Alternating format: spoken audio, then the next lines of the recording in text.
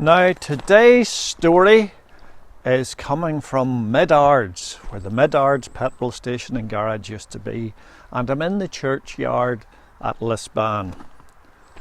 And the story doesn't actually start here, it's just over the wall.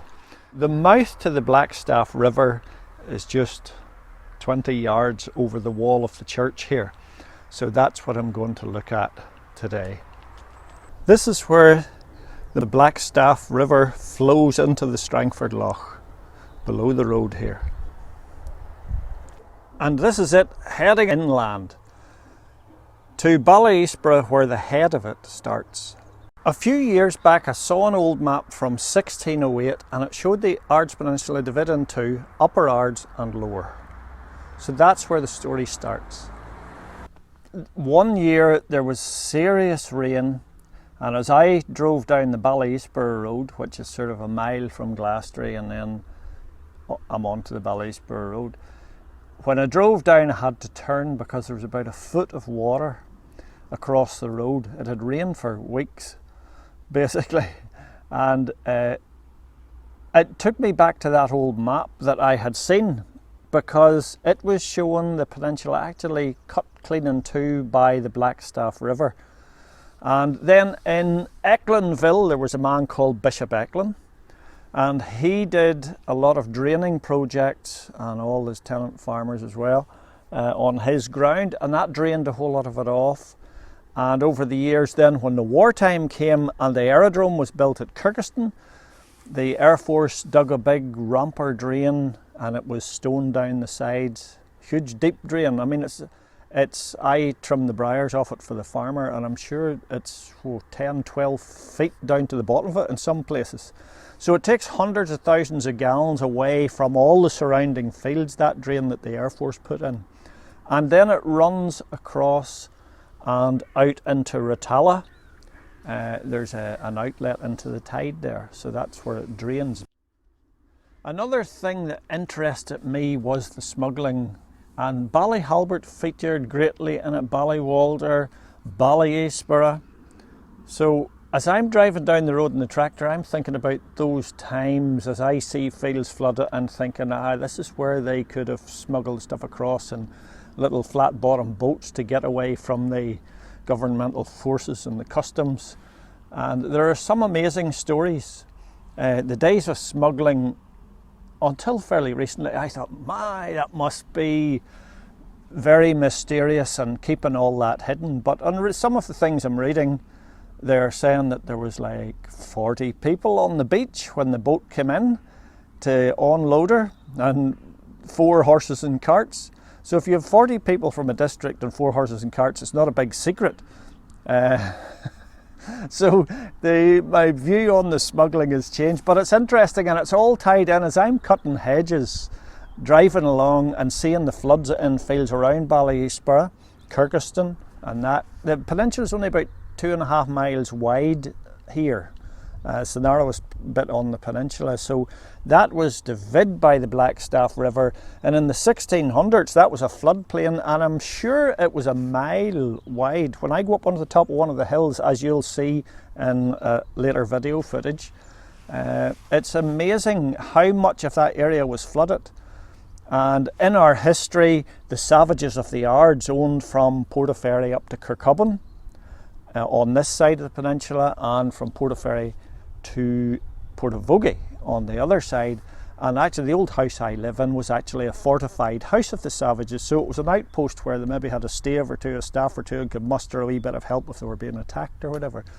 So it's all interesting stuff, and as I'm driving through the fields I'm thinking about those sort of things, and it's really quite an interesting story.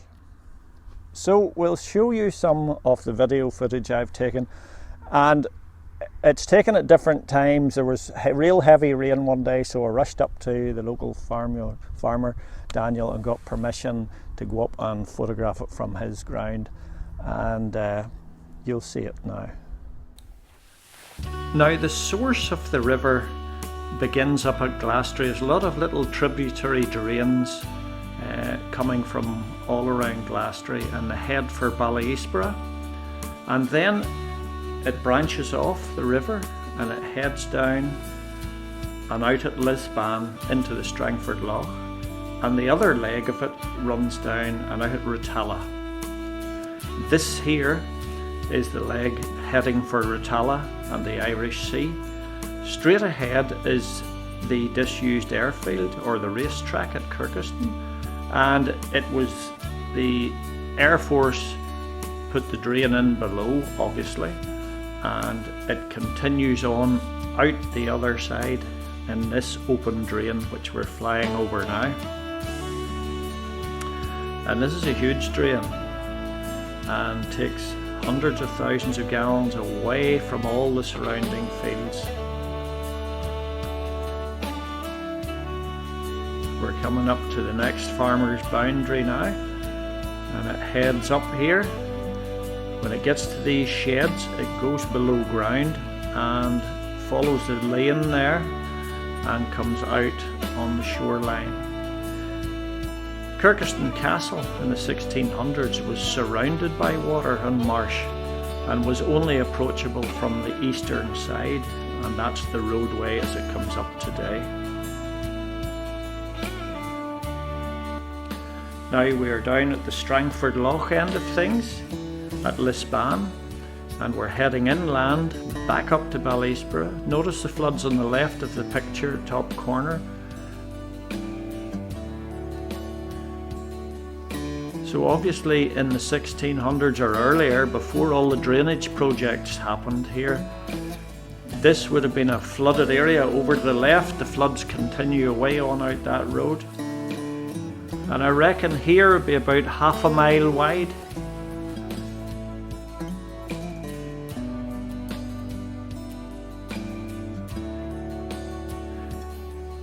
We're heading inland now, and that's Ballycran Chapel in front of us.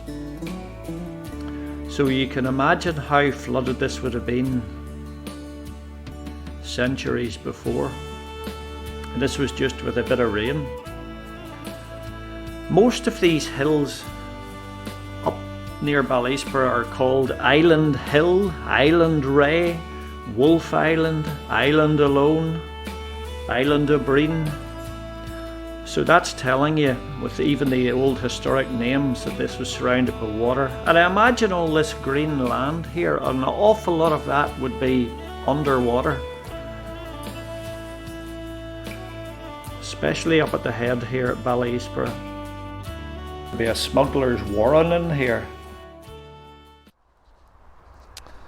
Now this is the grave of a smuggling man, reckoned to be one of the last smugglers, John McCormick. And he died in 1910 and he was 99 years old. And in the year 1838 he was coming up from Portavogie, Ballyhalbert, Ballyeasboro, where the smuggling was rife, and he had bales of tobacco on, which had obviously come off a ship, and he was heading up out of Grey Abbey about 3 miles near Cunningburn Road. Two police customs men stepped out and put a revolver to his head and demanded that he show his papers and legal documents for the tobacco, but he didn't have any because it was smuggled. So he went to Downpatrick Jail in 1838 for 6 months, and this man is reckoned to be one of the last smugglers known of that era.